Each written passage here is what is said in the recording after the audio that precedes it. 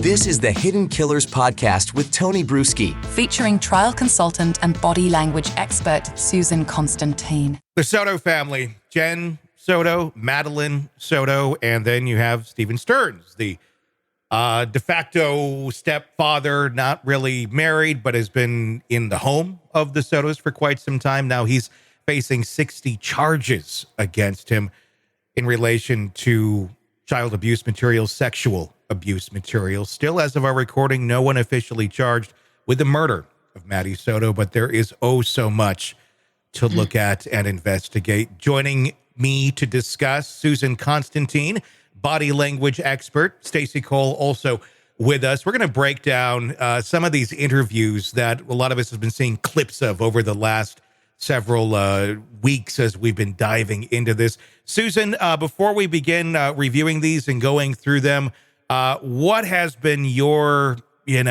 gut feeling on this case now that we're more than a week into it and all of the pieces that have continued to be coming together on it? It hasn't changed since the first video that I saw.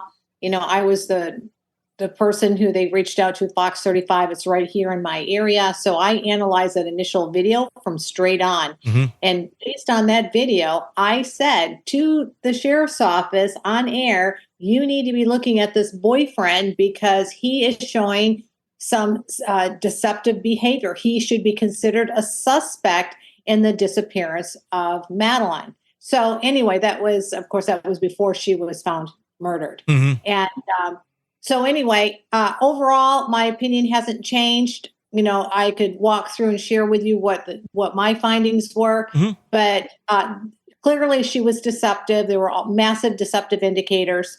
We'll talk about what those were that I saw, and also watching the boyfriend in the background. Yeah. A lot of people they noticed he was there, but they didn't notice some nuances that were very telling for me. And we're going to go through both of those. There's a Fox 35 interview. There's also the Channel 9 interview that was given, both kind of having a different demeanor of Jen Soto in both of those. I'm really curious to get your insights. Let's start out by actually taking a look at that interview, the one from Channel 9, and we'll get to the Fox 35 one a little bit later. We're just going to kind of start at the beginning with the "we are oh so worried" comment from Jen Soto and go from there. I feel like I can't breathe. All I keep thinking about is, where is she? Is she safe? Is she okay? But we're all a wreck. My entire family is a mess. We're just so worried. Shaking. I don't know. There's not a lot of emotion there. What do you get out of that initial, Susan? She's fidgeting too. Don't forget that. My goodness. Yeah. So what I saw was that fight or flight freeze responses. And when you see those eyes wide open like that, you can see sometimes white corners, 3-corner whites around her eyes. Those are very telling. So she's definitely in a very fear situation. She's feeling a lot of anxiety. That's why you see this deer in headlights look, the dry mouth. There's no salivatory glands that are producing. That happens in fight or flight responses. You see her shaking like a leaf. And when you look at her, the shakiness compared to her face, you're thinking to myself, my God, that could be fear that her daughter has been missing and she's really scared. But when you start to see it unfold, it is more of a fear of, oh my God, I don't know what to say. I'm here, and now I've got to tell the story. And the fact that she is trembling so bad was really telling to me that we need to look at this a little bit closer than what we have been.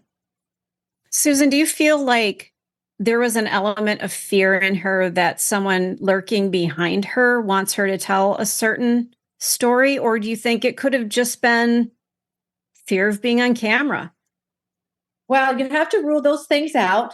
There's been multiple interviews, but see, that's why we're so good at what we do, because then you run all kinds of reports. So, we don't just base it on one thing. It's a 3-pronged test: your voice, your body language, and your statements. So when you bring them all together with a 3-pronged test, and if every single one of them are coming up deceptive in the language, and the vocal tremors are pulling up deception, and then you're looking at the body language, it all makes sense where there's deception. So yes, those types of environment, just like if somebody was taking the stand, right? So that somebody's the first time they're in court, they're being charged with a horrible crime.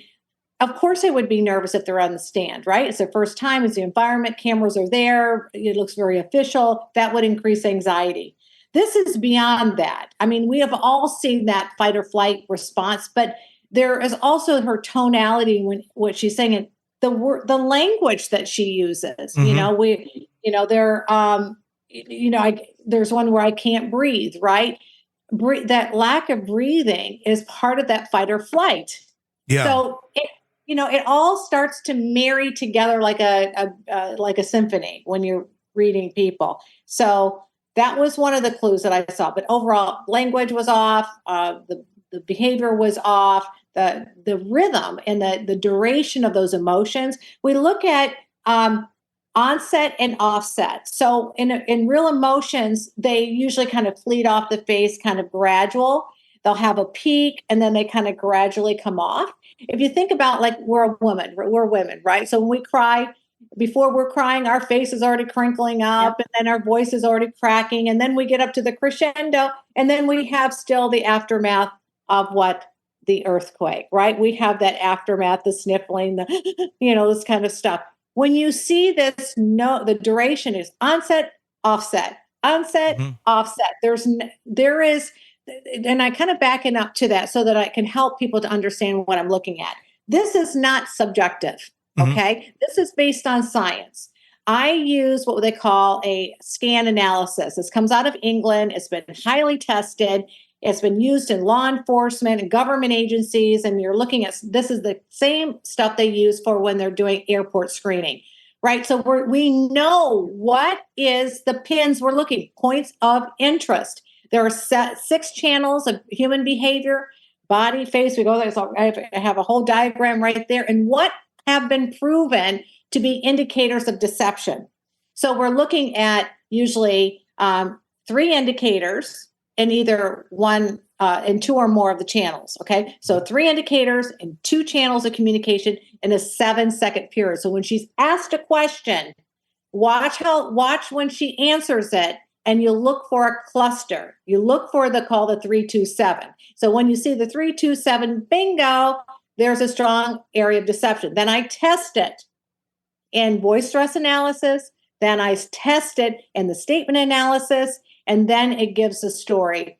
Then you've now increased your accuracy to almost 94%. Want to listen ad-free? Want advanced access to all of our interviews before anyone else? Become a True Crime Today Premium Plus subscriber on Apple Podcasts. You get every episode commercial-free, so you can binge on true crime until you can binge no more. Search True Crime Today Premium Plus on Apple Podcasts now, or go to our podcast page and sign up now. More of the Hidden Killers podcast next.